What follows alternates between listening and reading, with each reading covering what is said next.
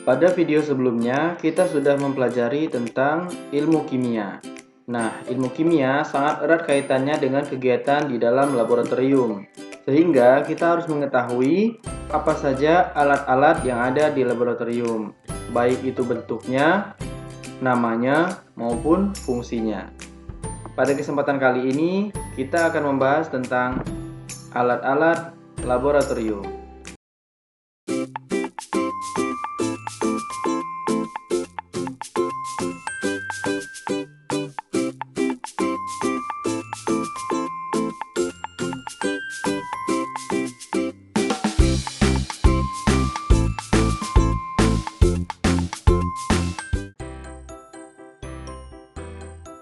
Alat laboratorium yang pertama yaitu tabung Erlenmeyer. Fungsi dari tabung Erlenmeyer adalah yang pertama, mengukur dan mencampur bahan-bahan analisa, menampung larutan, bahan padat ataupun cairan. Kemudian, tempat untuk melakukan titrasi bahan. Kemudian, gelas beker atau gelas kimia. Fungsinya untuk mengukur volume larutan atau bahan yang tidak membutuhkan tingkat ketelitian yang tinggi, sebagai wadah untuk menyimpan dan membuat larutan, sebagai wadah untuk memanaskan bahan di atas hot plate. Gelas beker bisa digunakan untuk tempat mencampur, memanaskan cairan, mereaksikan bahan, dan membawa sampel cair atau padat. Nah, gelas beker ini terdiri dari banyak ukuran ya, ada yang 50 ml, 100, 300, 1000, dan sebagainya. Alat yang selanjutnya yaitu labu ukur. Bentuknya seperti labu dan terdiri dari banyak ukuran, mulai dari 10 ml, 100 ml, bahkan sampai 1000 ml atau 1 liter. Fungsinya adalah untuk membuat dan atau mengencerkan larutan dengan ketelitian yang tinggi. Alat selanjutnya adalah corong. Nah, corong ini kalau dulu ketika orang tua kita menggunakan minyak tanah atau kompor minyak tanah, corong biasanya digunakan untuk memasukkan cairan atau memasukkan minyak tanah ke dalam kompor. Namun biasanya terbuat dari plastik. Di laboratorium biasanya corong terbuat dari kaca atau gelas. Fungsi dari corong ini sebagai alat bantu untuk memindah, memasukkan larutan ke wadah, atau tempat yang mempunyai dimensi pemasukan sampel bahan kecil. Sebagai alat bantu dalam melakukan penyaringan, yaitu sebagai tempat meletakkan kertas saring. Kemudian, corong digunakan untuk memasukkan atau memindah larutan air dari satu tempat ke tempat yang lain. Dan digunakan pula untuk proses penyaringan setelah diberi kertas saring pada bagian atasnya. Selanjutnya berfungsi juga untuk menyaring campuran kimia dengan gravitasi. Alat yang berikutnya yaitu buret. Buret berfungsi untuk titrasi. Ya, biasanya di buret ini digunakan sebagai alat titrasi. Tapi pada keadaan tertentu dapat pula digunakan untuk mengukur volume suatu larutan. Buret ini ada dudukannya namanya statif dan klem. Kemudian, corong pisah. Corong pisah berbeda dari corong yang biasa. Corong pisah ini berfungsi untuk memisahkan dua larutan yang tidak bercampur karena adanya perbedaan massa jenis. Corong pisah biasa digunakan pada proses ekstraksi. Alat laboratorium berikutnya adalah gelas ukur. Gelas ukur berfungsi untuk mengukur volume larutan. Pada saat praktikum dengan ketelitian yang tinggi, gelas ukur tidak diperbolehkan untuk mengukur volume larutan. Pengukuran dengan ketelitian tinggi dilakukan menggunakan pipet volume. Jadi ketika kita ingin mengukur sesuatu dengan ketelitian yang tinggi, maka tidak disarankan untuk menggunakan gelas ukur. Kemudian ini berwarna merah. Ini biasa kita sebut sebagai filler atau bola penghisap. Fungsinya untuk menghisap larutan yang akan diambil dari botol larutan. Nah, fungsi botol hisap ini disambungkan dengan pipet ukur atau pipet volumetri, ya. Kemudian fungsi berikutnya, untuk larutan selain air sebaiknya digunakan karet penghisap yang telah disambungkan dengan pipet ukur. Kemudian ini pipet ukur.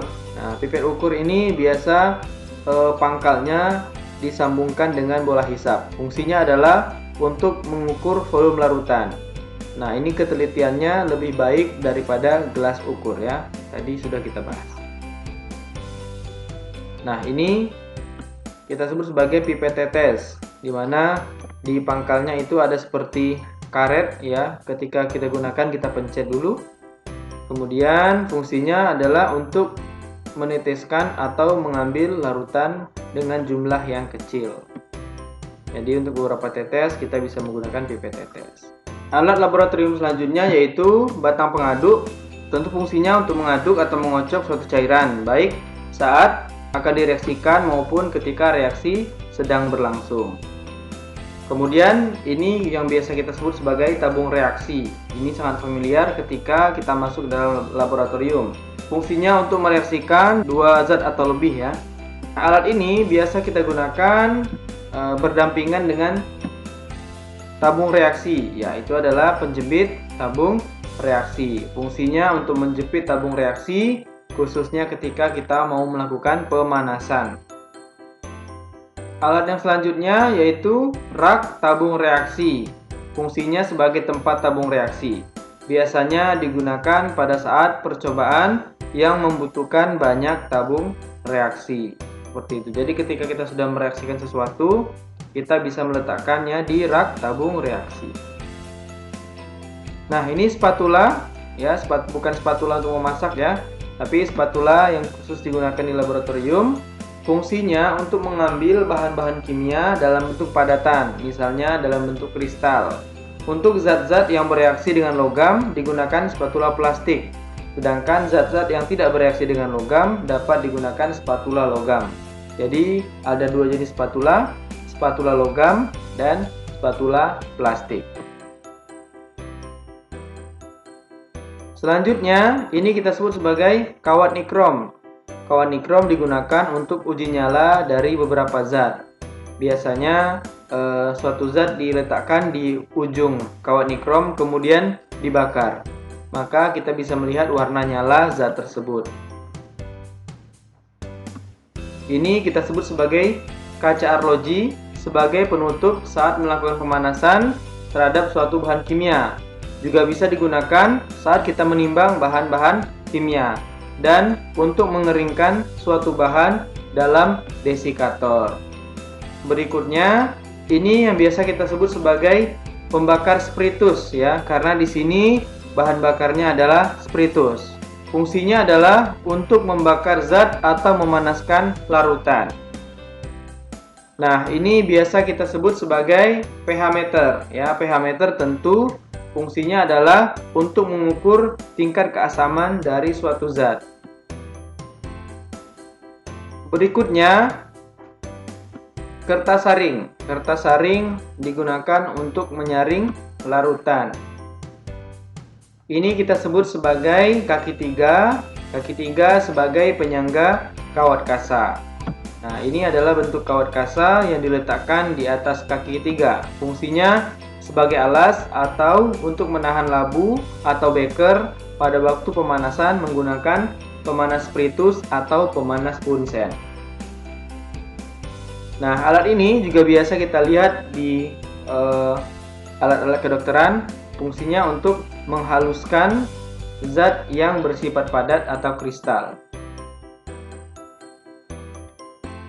Ini kita sebut sebagai botol semprot. Fungsinya untuk menyimpan aquades atau air dan digunakan untuk mencuci atau membilas alat-alat dan bahan. Nah, untuk alat ini sudah sangat familiar bagi kita untuk mengukur suhu, apalagi namanya kalau bukan termometer. Dipakai untuk mengukur suhu larutan. Nah, alat ini biasanya kita sebut sebagai pH paper atau indikator universal, yaitu indikator pH yang menunjukkan beberapa perubahan warna pada rentang pH antara 1 sampai 14 untuk menunjukkan tingkat keasaman atau kebasahan suatu larutan.